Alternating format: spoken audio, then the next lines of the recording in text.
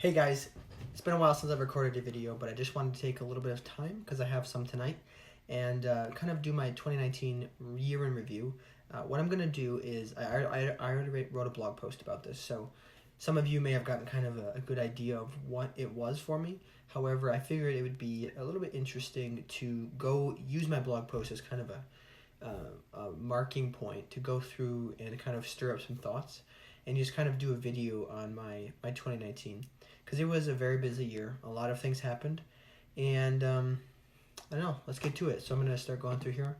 Kind of to start off, at the beginning of 2019, going at the end of 2018, going into 2019, I was just kind of set the stage here. I was selling insurance. This was I had just been in it for a year at the time because I had started in December of 2017. So I had been in insurance for about a year.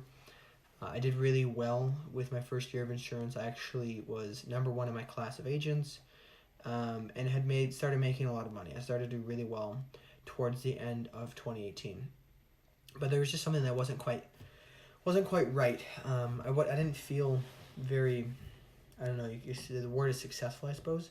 I didn't feel very successful, even though in the eyes of the world, at 19 years old, I was very successful. So anyways, I just kind of had this uneasiness to me, and it started to kind of sink into a depression. But 2019 came around, and towards the end of 2018, I had decided, I think it'd be kind of a good idea for me to, seek counsel about the things that I grew up with and some of the struggles I had. So I started to, I decided I would go to a life coach starting in 2019. A lot of people call them therapists, but I just call them a life coach because that's pretty much what he does. So that was one of the major decisions I made going into 2019, and I had no idea what would be ahead. So let's start getting into it. Right in January, let's see what I have kind of just to prompt my thoughts. January started off with it was decent. I do remember my New Year's. Those are some thoughts. Some of my thoughts I'll keep kind of private because they involve other people, and I don't want to completely put them out to the world. Especially because of for purposes of their privacy as well. But I spent New Year's with a friend of mine, and then going into the new year, it was pretty. I don't know. It was pretty chill, I guess you could say. I did a lot of swing dancing at the beginning of the year. Had a friend of mine who I danced a lot with, and we practiced a lot. Think shortly, so towards the end of January, there wasn't a whole lot that happened in January. I had a pretty slow month with insurance. But at the end of January, I went to the March for Life in Washington, D.C. for, I think that would be the fifth or sixth time. I'm not quite sure, and I lost count.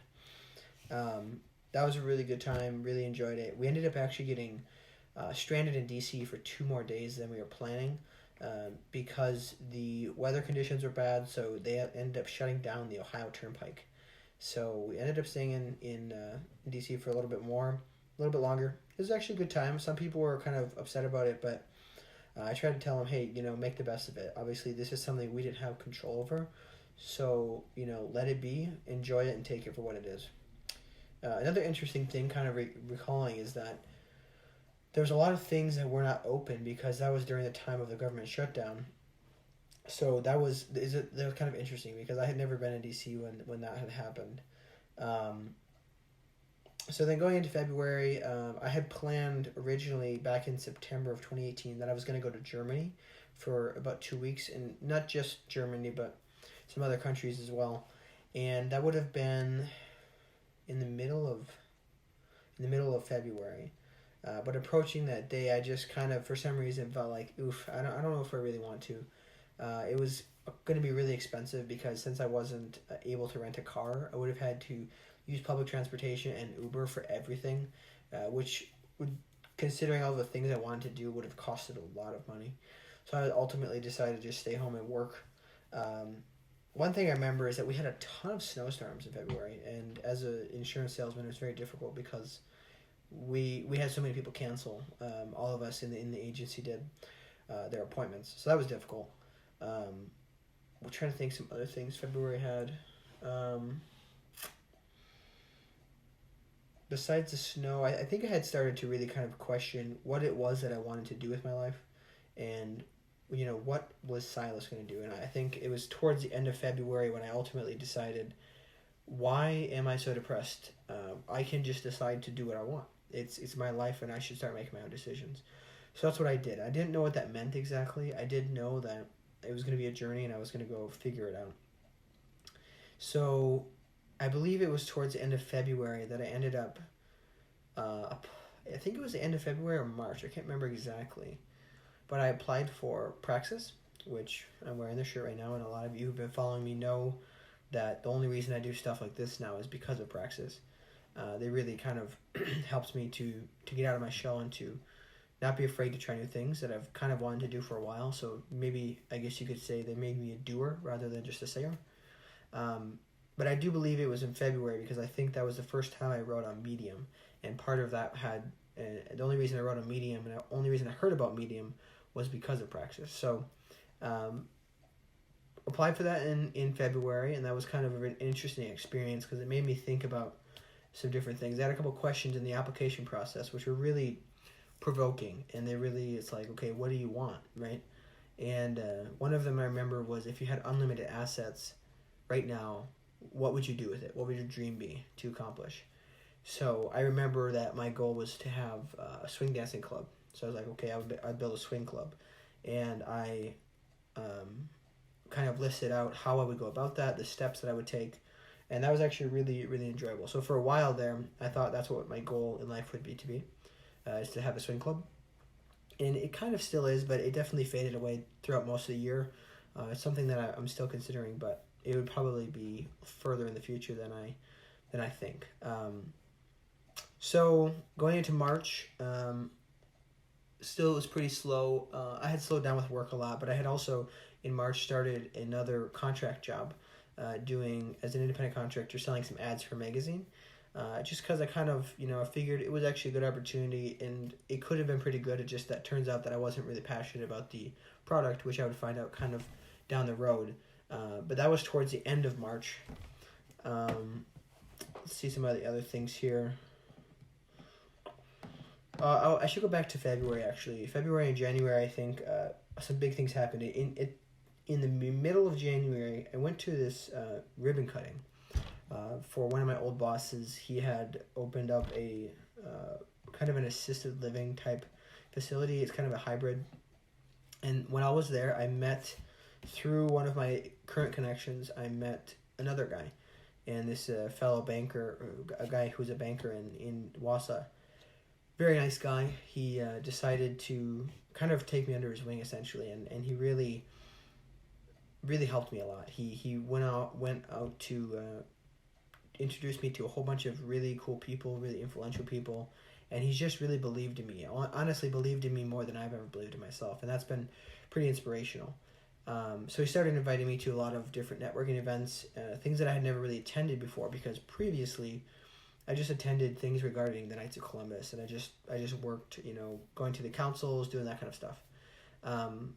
So I started to go to the Chamber of Commerce events, a couple other networking groups, and that was really powerful. So I ended up becoming pretty involved in the Chamber of Commerce in February, joined, and I've been a pretty active member ever since, except for a couple months in the summer. And that's kind of when I started to reach. It was interesting because I started to meet other people, right? People that I had not been previously meeting, just outside of my current area. So what else did I do? So that was kind of a pretty high point. Meeting him was pretty awesome. He, like I said, so I'll tell you more of the story later as I get into the May month, but there's more to do with that good mentor, I would call him. So into March, like I said, there wasn't a whole lot. I did decide, I was like, okay, I was tossing around the idea of starting a marketing agency. So I was like, what if I could go around and do social media marketing? Because that's something I felt like I had a good enough grasp on that I could do with confidence. But I just wanted somebody to help me build websites because I didn't know how to build websites. So I ended up, through one of the networking events, meeting somebody who I already known, but I kind of figured out a little bit more about what he did, and I was like, oh, he builds websites. And he'd go on to become one of my best friends. But we had coffee, we talked about it, and we were planning on kind of, getting this thing rolling and seeing what the next steps would be. And then I ended up inviting him. It's less than the next month, but I think we're almost to the next month. In April, I won tickets. April 1st, April Fool's Day. It's kind of a funny story. I won tickets to the Final Four basketball game. Now, I do like sports, but I've never known about basketball, and never been very good at it. I did play basketball at the Y, in the morning, sometimes just shoot hoops, but I didn't know what it was at all. So, it was it was a day we had an agency meeting, April 1st, April Fool's Day. I get this call, and I always picked up my calls because I, never knew who it would be. And they're like, "Oh yeah, you won tickets to the Final Four." And I was like, Are you serious? Are you sure it's not April Fool's?" And they just kind of chuckled, and they're like, "No, this is serious." It was somebody from Quick Trip calling, Quick Trip headquarters. And so I was like, "Oh, okay. Well, that's pretty cool. What is that?"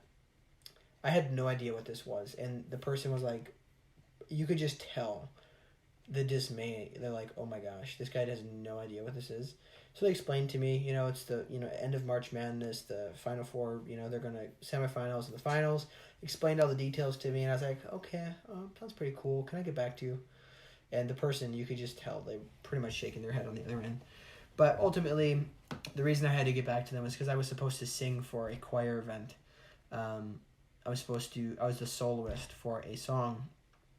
It wasn't a huge deal, at least in my eyes, but it was a big deal to some other people, because I decided ultimately this is something that I've never won things before, and this was a big deal. So I was like, okay, I'm going to go. I just felt like I'm going to do it. It's a once-in-a-lifetime chance. So I went, and in the process of, pulling out of this choir engagement a couple weeks in advance, I was kind of put on the naughty list of our choir director, but that's a whole nother story in itself. But I invited this new friend of mine, Ethan, to go with me to the game because I had 2 tickets, and I was like, okay, who else knows about basketball? And I figured it'd be an awesome opportunity, because it's in Minneapolis, that we could actually go visit some marketing agencies. And it turns out that he had actually a connection at one of them, at one of these marketing agencies, a Christian agency, and we were able to go visit them and talk to them, and that was super awesome. It was really a great blessing. It was just fun to talk to them. However, the biggest thing I think that came out of this was that he had just gotten back from visiting his sister in Argentina, and who's on a mission boat there, or at least it was there at the time because it moves around.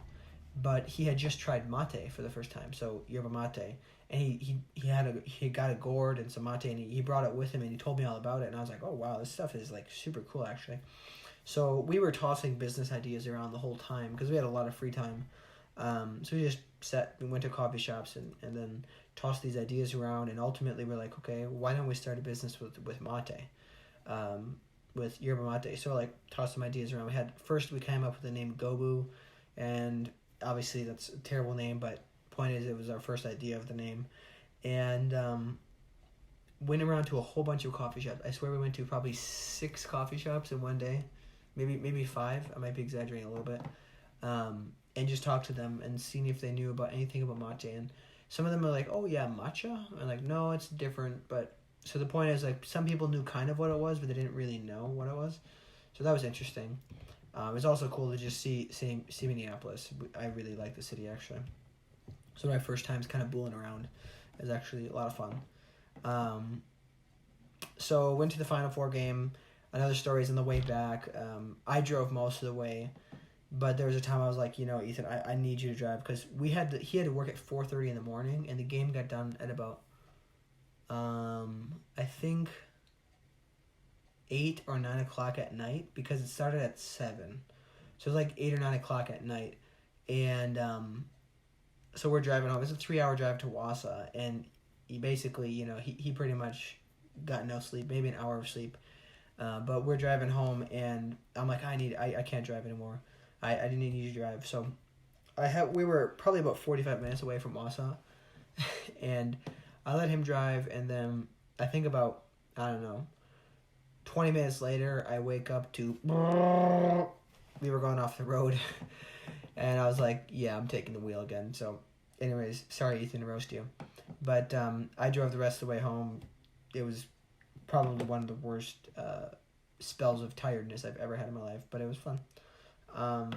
Got back, we continued this idea of yerba mate. Ended up talking to some of his friends because he has friends who grew up drinking mate, and so we wanted to kind of get their feedback on stuff. So we had set up a few calls with her to just learn more about it from her perspective, and then we ultimately set up a time to go visit them in early May, when we would go learn more about it and kind of talk about our business ideas. And it turns out, we're very blessed with this, her dad is actually a business consultant. So he consults startups a lot and kind of helps them to make sure that their team is in good shape to really continue to do what they want to do. So he was able to sit down with us and his big white, it's not a whiteboard, it's one of those big post-it note boards, huge ones that you just flip over. And we went through a whole bunch of stuff that was super educational. It was really a blast. Great to meet them, great to learn about mate, and to share mate with them, which was kind of the whole point of the idea. So there was obviously some struggles there, but it was overall a really good time. I'm trying to think what else happened in April besides that. Oh yeah, big thing is I purchased a 350X three-wheeler, a Honda 350X. For those of you who know what that is, you know what it is. But for those of you who don't know what it is, the best way I can describe it is, in its heyday, it was the king of three-wheelers. And my dad told me about them when I was younger, and ever since I heard about them, I always wanted one. I kind of just dreamed of having one of these things because they're just such amazing machines. And it probably was a lot because I had at the time a small three-wheeler, very small, kind of just a farm type three-wheeler, a 110. And I really wanted one, but I was able to pick up one for a really good price during the month of April. So that was kind of a dream come true, to be honest. So, yep, that was pretty much April. Like I said, in May, started out going to, pretty early in the month, we went to visit our friends in Chicago and talk to them about mate. That was great. Actually, another big thing that happened in May was at the end of May, towards the end of May, I was able to attend a Marianas Trench concert with my sisters, who I'm a super huge fan of Marianas Trench, and so is Fuzzy. Marissa, not so much, but she wanted to come anyways. And it was super awesome. I actually got to meet Mike, the bassist, from there, because we were standing in line, because it was at the House of Blues in Chicago, standing in line outside because we didn't want to wait forever, and we didn't have MVP tickets, so we didn't get to meet the band beforehand. However, we saw Mike, well, we didn't know for sure it was Mike, but we saw a dude with a mohawk, like a crazy looking mohawk, who looked like a rock star, walking down the street, and we're like, man, I'm pretty sure it's Mike. Like, that's the bassist. So then we looked it up and we're like, okay, that's him. So when he came back, nobody was paying attention, or maybe they were, but they just were too afraid. But I'm like, I'm gonna do it. So I went over there. I'm like, hey, can I get a selfie? So I did, and if you go check out my blog, you can see the picture of it. It was like I had very few seconds to get it, and it's super blurry. But oh well, it is a selfie with Mike, so that was really cool. I actually also saw Ian, the drummer, walking down the steps as we were going into the building, into the venue, which was cool. But because I really like Ian, he's a super good drummer. That was awesome. That was really a cool time. But then the weekend after that, something else happened that was kind of really unexpected. So throughout this whole time, I had kind of been, like I said, questioning what I wanted to do with my life. I had applied to Praxis, and I forgot to mention that in March, I got an official acceptance into Praxis. But talking to the advisor, I think it was Amanda Kingsmith at the time. I think I spoke with her. I said, I'm just not quite sure about this because I wasn't quite clear on what it would be. And I was like, I'm going to hold off for now. And if I did anything, I was planning on doing only the education part, not the apprenticeship. So I paused my decision on that, continued to do my job, and I had now 2 jobs because I was doing the other magazine job as well. And I was just really unsure about the whole insurance thing because things kept getting to a point where it was more and more. My boss was about to acquire another agency, and he just really focused on having us keep high numbers, and ultimately I was just not really looking to get high numbers. I was looking to make, well, they were high numbers, but they were not high enough, in the agency, right? So relatively speaking, they were not high. So my goal was to make about $70,000 for my year, which was approximately what I made the year before. But that wasn't high enough. He wanted me to be at about 100 or 150. So I was really thinking about this. I was like, I'm not. I think in the middle of May, I had a discussion with him, and I said, I don't think I'm really actually looking to make 150. I think 70 is about where I'm looking, because I can live a pretty decent life and do some side projects and still enjoy life instead of working to death. Because up until about December of 2018, all I did was just work a lot. I did other things too, but pretty much that's what I did, which was good and bad. But obviously, I just wanted to slow down a little bit. So I was thinking about this whole thing, like, oh, maybe I should quit. Maybe I should, try to talk to him and say, hey, listen, I'm thinking about moving on. Can I help you find somebody in 3 months or so? I'll switch out, make a transition for you so it's nice and easy. But on that same day that I was really thinking about this, which was the first Tuesday, I think, after the concert, so it's the last Tuesday of the month of May, my boss calls me and he's like, hey, are you coming into the office today? I was like, oh, yeah, sure I can. So I came into the office and then he's like, yeah, if you don't raise your numbers, I'm going to have to fire you. And I said, okay. Well, I was already thinking about this, so I quit. He gave me a couple days to, reconsider, but I said, no, I just don't think it's what I want to do ultimately. And there's a little bit of bad blood there for a while, but that's all resolved now because we're still good friends. But so that was a really big turning point, because that was unexpected. It was something that really changed things, right? It was a very big turning point. So at that point, also, I had just purchased, or I was just about to, because that same weekend, somebody who I'd met at a RIA, I don't know what that stands for again, something about realtors, or real estate investors, something like that. Oh, I think it's Real Estate Investors Association. I had met somebody in the beginning of May. Thought he was a cool guy. I was like, well, he's a cool guy. So we're going to buy a property together. We had already selected, did the negotiations, and decided we were going to purchase a duplex in a city close to Wausau. And we were planning on closing that same weekend. So I was like, I told him, I said, yeah. So I just lost my job, my high-paying job. So ultimately, after this goes through, I'm kind of going to want to pull out of it. And he's like, okay, that's fine. Let's just go through with the deal for now. So I went through the deal. I felt bad because the banker who helped line this all up for me was a good friend and old client of mine.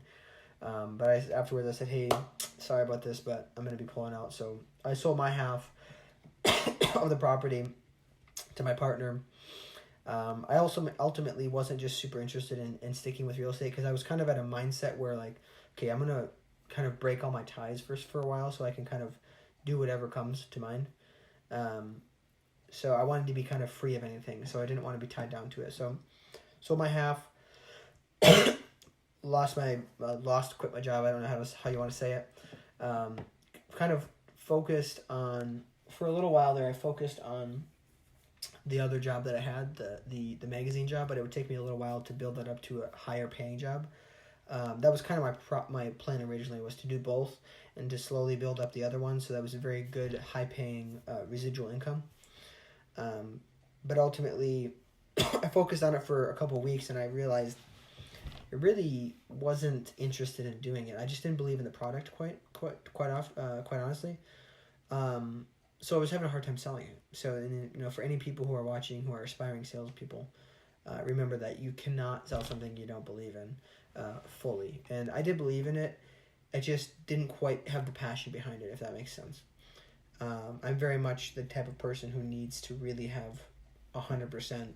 This is it right here. Like Apple products, for example.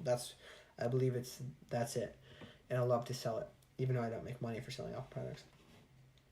So in June, I had back in I think January, I had purchased tickets to fly to New York, because I had a friend out there who I wanted to visit.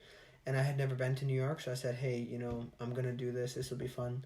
So in the second week, I think it was, of June, I flew out to New York, visited a friend of mine. So I was out there for, I think, 10 days, spent a bunch of time in the city. Didn't really do a whole bunch of touristy stuff. I'm not one to really do touristy stuff. I pretty much, mainly what I did was, I tried to meet Gary Vee, which turns out he was in Europe the whole time I was there. But, and that's another thing, I had started I had started listening to Gary Vee around the beginning of this year, and kind of he got me hyped up a lot. And then ultimately, I went to a certain point of listening to his stuff that I was like, okay, it's time for me to execute.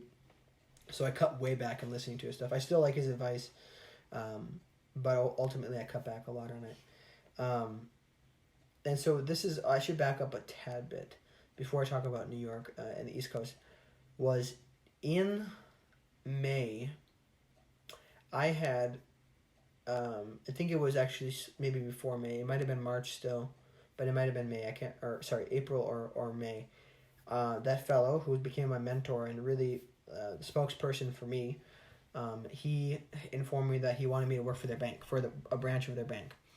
And for one of the companies their bank owned. I want to be more clear on that. And so I started talking to this guy who was running that area. And so that was an offer that had been put on the table. I had also met a couple other real estate people, and that was a potential plan. Was maybe I'll get my real estate license and do some sales for this and learn real estate with this one guy. I had also gotten an offer from the banker that helps finance our property to work with their bank, and then there was a couple other ones. They weren't necessarily big offers, but there's a couple other things that I was considering the idea of just traveling and going to Germany for 6 months and learning German, to find a family to stay with and then pay some cheap rent and help them out. So I had when I remember back, and I was always talking about, I had about 8 options, and I don't remember what all the 8 options. I think Praxis is one of them, plus those other 5 I mentioned, so that's 6. And there were 2 other major ones at the time.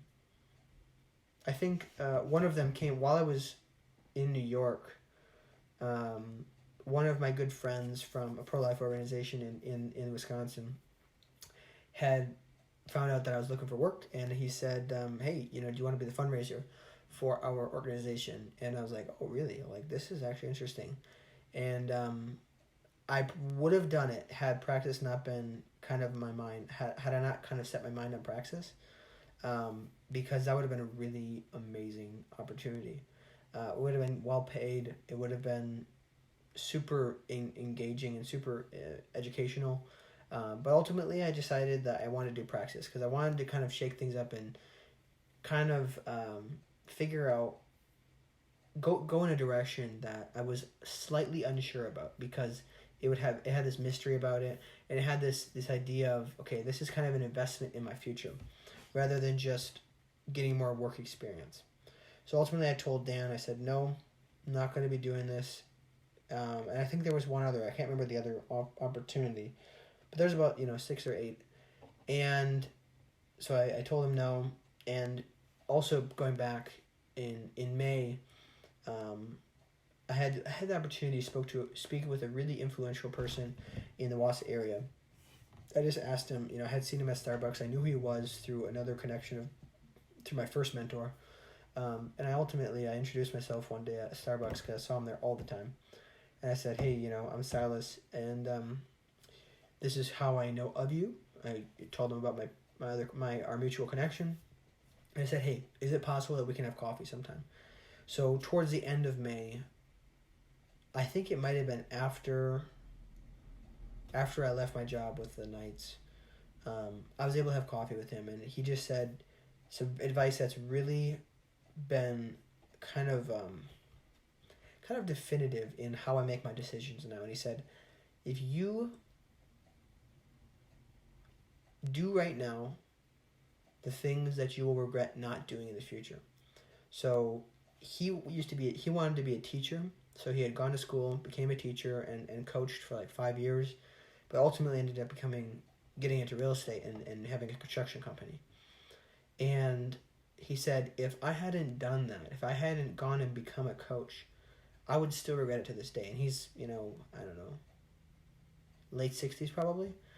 So he said, do the things now that are high risk, that you really want to do, that they're in your heart to do, that maybe seem slightly irresponsible, but do them, because otherwise someday later on you're going to regret them. And that's how I ended up making the decision to go to Praxis, because I was like, this is something that I'm curious about.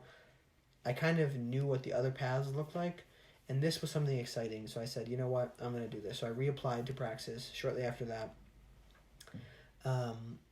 And while I was in New York, I was in New York at the time. I got accepted officially again, and then shortly after my conversation with Dan, the fundraising job, I said, I don't think I want to do this. So then I told Praxis officially. I signed the paperwork and put my deposit down to start the program.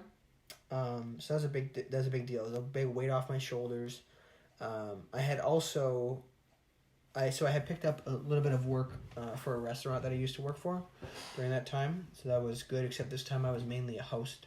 I don't think I did wait tables during that stretch, because I waited tables there before. Another thing I had happen in May was that I met my current boss at a networking event, a Christian men's event, and he later on told me that we only talked for about 5 or 10 minutes maybe about our possible tea business and my possible, it was still an idea at the time. And he told me later on that when he first met me, he knew he wanted to hire me. And he said it was something that God kind of told him, this kid, you should hire him.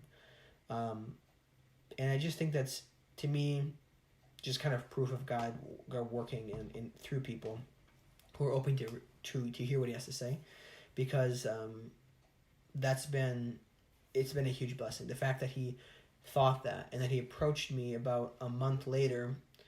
And the reason he approached me a month later was because the first fellow who I met in January, this mentor of mine who was very kind to me, when he first met me as well, he decided he wanted me to work for that branch of the bank.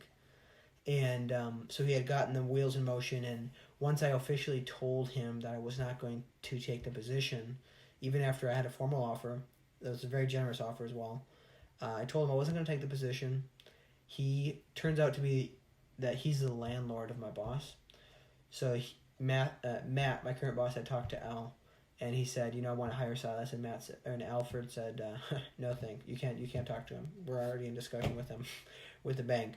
So once I told the bank no, Alfred told Matt, okay, you can talk to him now.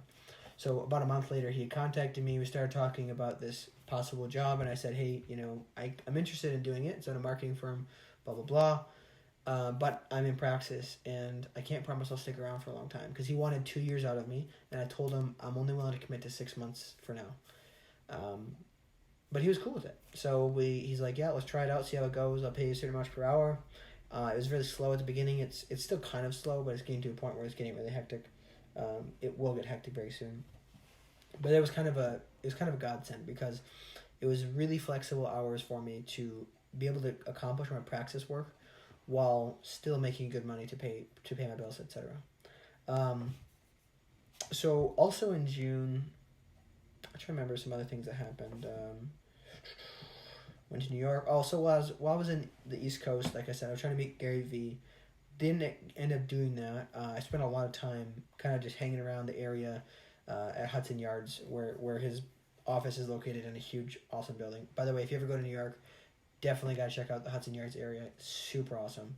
That's my favorite place in all of Manhattan. I visited Boston, a friend of mine in Boston, old friend. That was really cool too. Took the train up there. And like I said, officially signed the paperwork to join Praxis. So then going into July, this is when Praxis started to kind of kick in, because there's a whole month prior to my starting, my start date was August, and August 1st.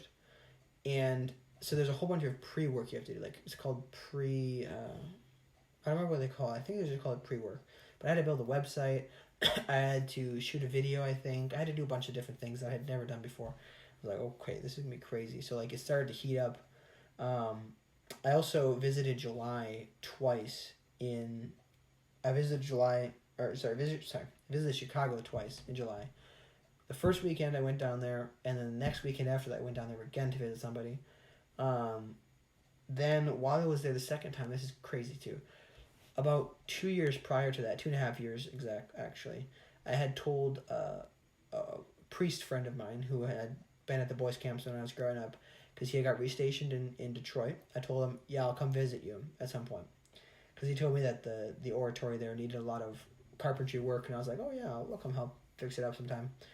And I don't know if he knew this, but I was in Chicago at the time, so it's about halfway from here to Detroit. It's already a halfway point, and he randomly texted me. He said, hey, when are you going to come visit me? And I was like, oh, well, I have nothing going on right now, so what the heck? I'll come up there tomorrow.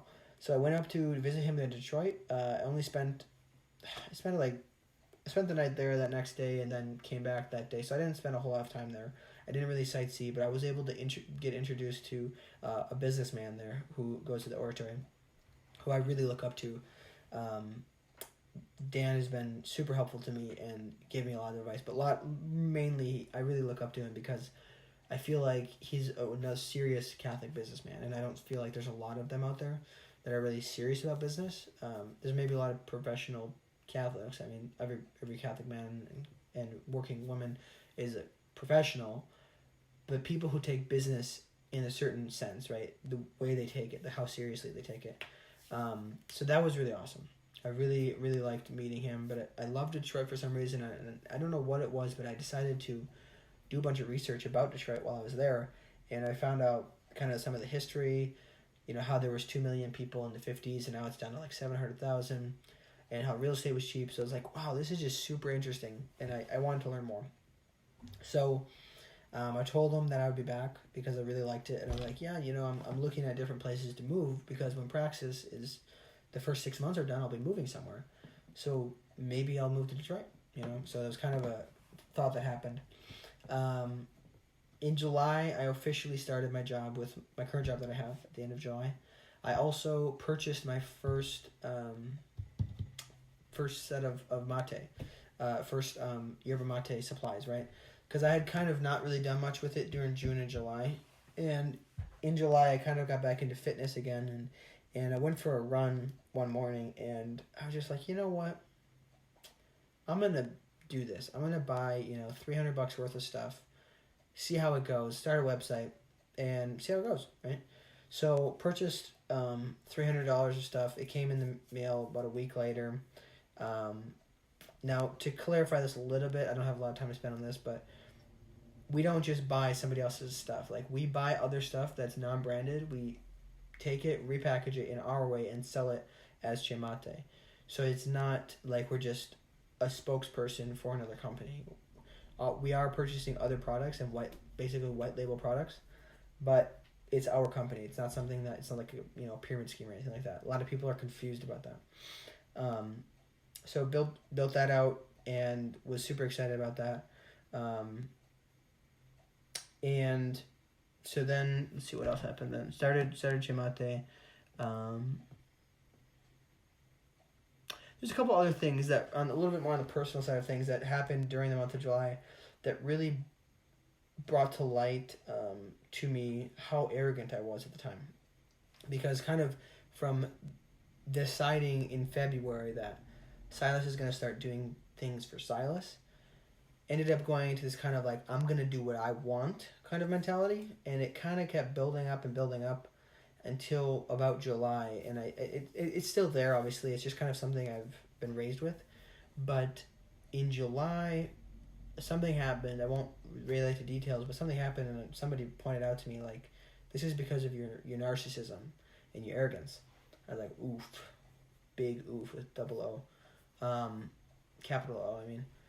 So that really was a bunch of time. I spent a lot of time reflecting on that, and I was like, yeah, I don't want to be that way anymore. So I tried to change that, and I think I've done a better job of trying to keep that in check. So that was a really big personal development time in my life. That's also during that time is when I decided that I was going to stop listening to as much of Gary Vaynerchuk's stuff, and I was going to start executing. And one of the big things was that he told me, I think it was how it was, that the end goal is going to change. What you want to do right now, it's going to change probably. And that's okay. It's everybody, another thing that was in that same podcast, I think, was he said all, older people, 52-year-olds, they're telling their 19-year-old that they got to have it all figured out, when those 52-year-olds, 50-year-olds, they don't have it figured out. So stop trying to tell your 19-year-old to have it figured out because they're stressing out because of it.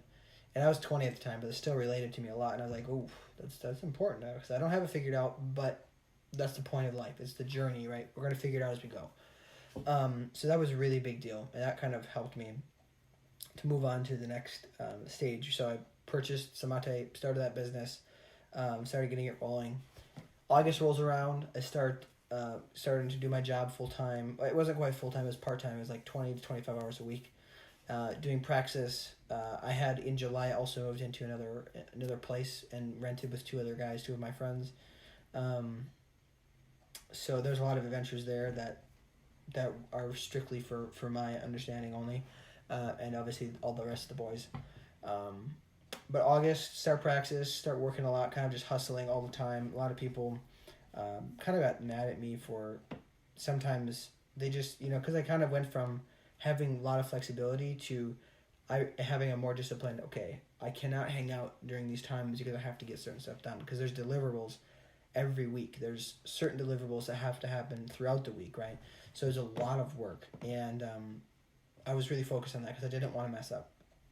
So that was exhausting, but also really refreshing to just really be busy doing a lot of things because I was working on the tea business, praxis, and my work.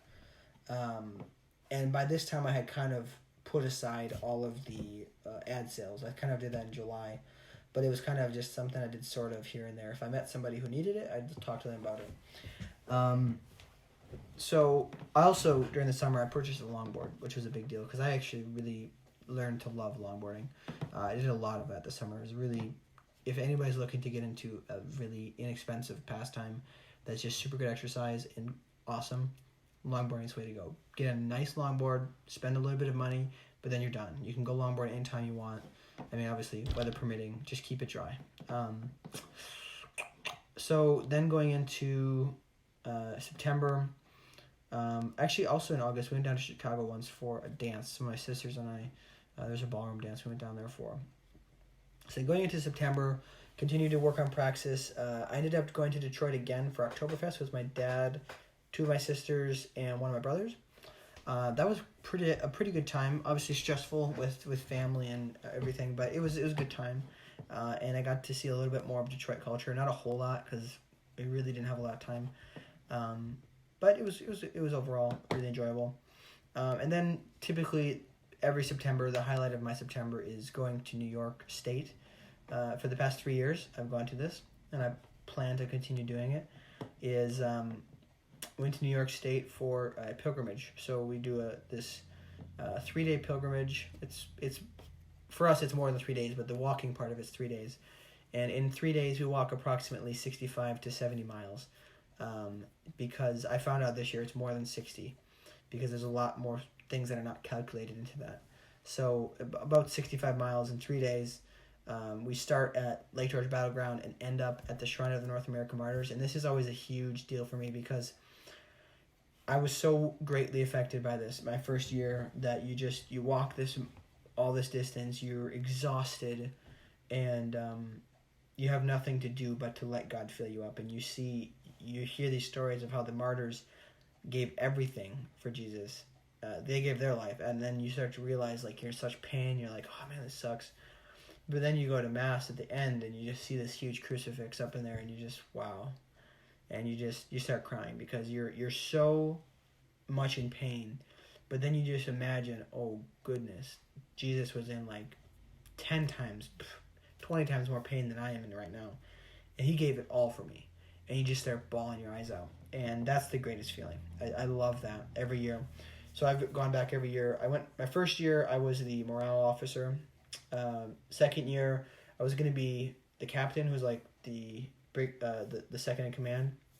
But our first in command, brigadier, she ended up getting sick last minute, so I ended up taking the position. And I did it again this year. This year was a much different year because we only had 6 people in a brigade, which is very, very small. Typically, you're looking for around like 15, maybe 15 or 20. We had 6 people. So we were all basically doing the task of 2 to 3 people. So it was a lot of work. It was very difficult, very hard, but it was really rewarding ultimately. Again, if you guys want to learn more about that, please feel free to hit me up. That is an amazing pilgrimage. I highly recommend everyone go to that. Also in September, some of my, because I had occasionally been kind of lazy with shaving, and I was like, yeah, I'd have scruff here and there, and some of my friends were like, hey bro, you should grow a beard. I was like, okay. So in September I didn't shave at all, and I grew out a beard, kind of. It wasn't very good, but I was actually like, oh yeah, this is kind of nice actually. So I decided to keep growing it and kind of trimmed it to what I'm pretty happy with now. So that's actually a pretty big accomplishment, because I never thought I'd be able to grow a beard. I've always wanted to. It's not quite the kind of beard I'd like. I'd really like kind of an Eric Stanholtz kind of beard, but it is what it is. Not going to complain too much. Then going into October. So October was, so a little bit about praxis during September. August was kind of the intro month. You did a bunch of kind of basic things. Then in September, we did this new thing, this new module called Building a Second Brain, where you basically learn how to store everything that you collect, all this information, and it helps you in the future with project management and project completion. So it was really cool. And then going into October was our blogging month. So you blog every single day for the whole month of October to prove your consistency. That was the main point of it, right? And it also helps you elevate your writing skills immensely. And I definitely noticed an improvement in my writing skills. So during that month, I actually ended up going to visit Minneapolis again. I was able to meet up with a Praxis participant there as well, Catherine Glatter. That was really cool. Went to Spy House. That's my favorite coffee shop or favorite chain of coffee shops in Minneapolis. Super good place. So I completed the blogging challenge well. There's a couple days where it's difficult. Overall, it was pretty good. Towards the end of the month, I ended up renegotiating my terms of work with my boss, which made me feel very confident in in my ability to do such things, and kind of, because I've always had this lack of confidence to a degree. A lot of people don't know that, because maybe a lot of people do. I've been told by many people that I seem very confident, but ultimately there's a lot of not confidence in me at a lot of times in my life. Also towards the end of the month, I did something that I was pretty proud of. I launched a podcast. I had always wanted to do this, and at some point I just said, what the heck, I'm just going to do it.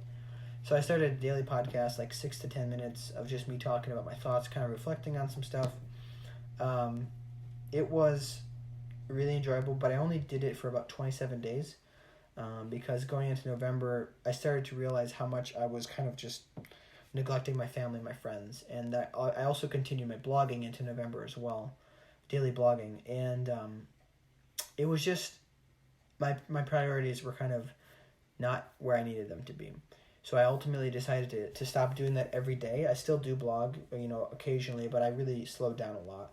And same thing with the podcasts. I cut back on it because I just didn't think it was, through one of the discussions I had with one of my best friends growing up, he's like, it's almost like you're doing this for the wrong reasons. And I thought about it for a while. I don't think I'm doing it for the wrong reasons.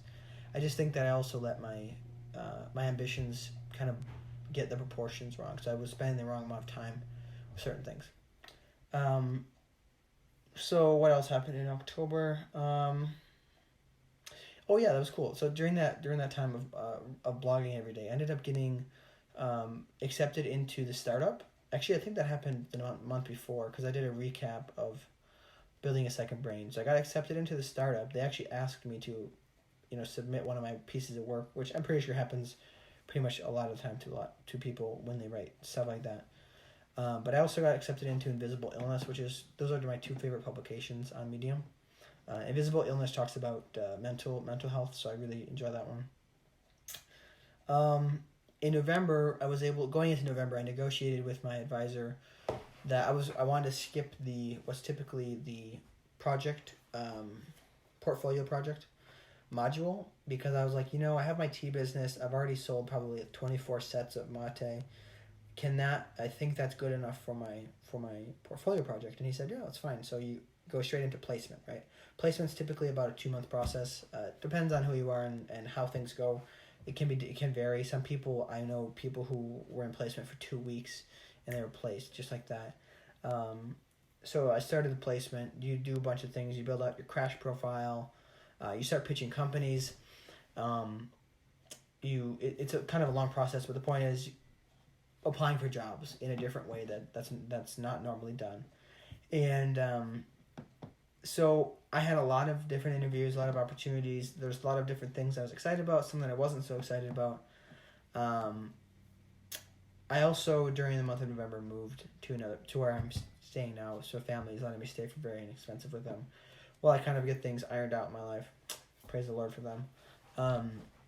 But ultimately, doing all these pitches was super time consuming because I would work. I negotiate when I renegotiated my work terms. I would negotiate them so that I have to work 30 to 35 hours a week for my boss. So that raised my commitment there, and then at the same time, my praxis commitment also went up with the pitches. So I was pitching these companies, doing research on them, doing interviews, all this stuff, and it was just extremely busy. But it was helping me to kind of get an idea of, okay, what do I really want? Because the options are endless. There's companies all around. There's all kinds of roles.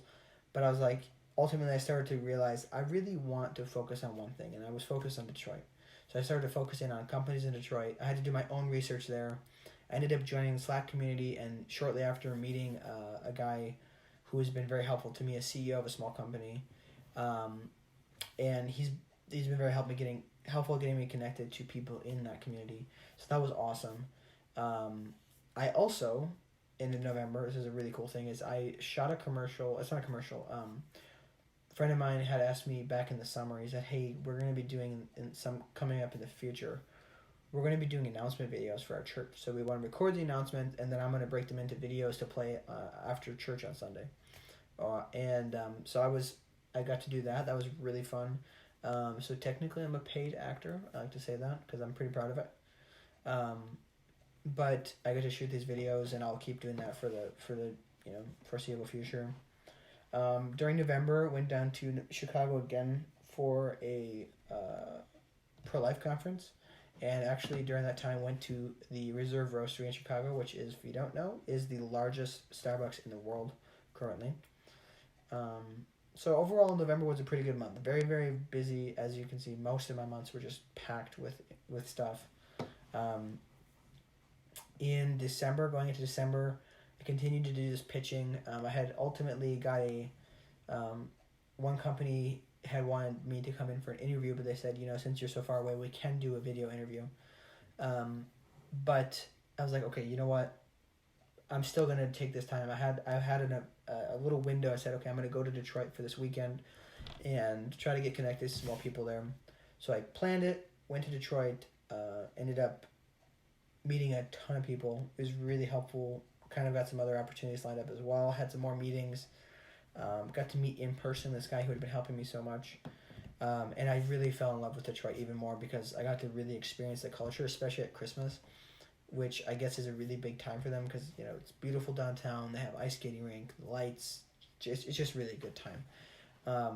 So I realized that it was, I don't know, I just really liked Detroit even more after that visit.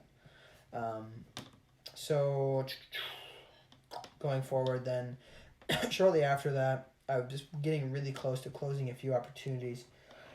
And I was just thinking, this opportunity is a great opportunity. Good pay. It's in the city I want to live in. All these things. And I just started to realize, I was like, you know what? It's not exactly something I want to do. I don't feel like, it just doesn't feel right in my gut. It's one of those things like, does it feel right? So I was like, you know what? Why don't I just do this? What is wrong with the job I have right now? So I just thought about it for a while, and I said, you know what? Assuming I can negotiate certain terms with my boss, I'm going to stick around for at least 6 more months. Who knows, 6 months to a year, and just work hard at this because I'm in a good position right now.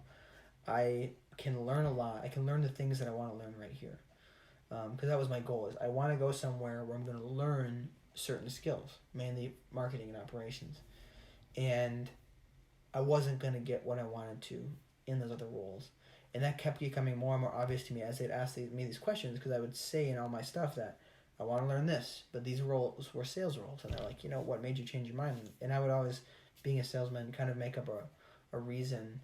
And I was pretty good at it because a lot of times they would want to keep proceeding with interviews until I got to a point where a couple of the interviews I just said, listen, I really don't want to do this. I'll be honest with you. So that ended up getting me into this one situation where I was at the final interview with the founders and like all the people who lead the company. And I said that to the CEO, and she said, "You know what? Thank you for being honest. Appreciate that." And then she gave me a bunch of advice, and I was like, "Wow, that's really crazy." So I realized that I don't have to go now. So I decided to stick around, and that's been the most recent huge decision. So stick around for a while, kind of just gonna take the other opportunities that have come up to me as well. One of the terms I had negotiated with my boss is that there's a couple contract works that I want to do with some other companies, opportunities I got presented, so they're part-time. And he said that's fine with him. So I'm going to be doing contract work for two organizations, working full-time for my current job, and maybe a little bit of building my tea business on the side, and then starting some newsletters as well, and trying to create more consistent and good content throughout the next year, but not as often as I had been in October. So that's kind of where I am right now. And as far as 2020 is concerned, I'm really, really excited. I do think that I'm pretty sure, and I'm pretty sure my boss knows this too, so I'm not afraid to say it. Hopefully by the end of 2020, I will be living in a different city. Kind of looking at the cities I'm looking at are New York, Minneapolis, Detroit, possibly Chicago or Austin.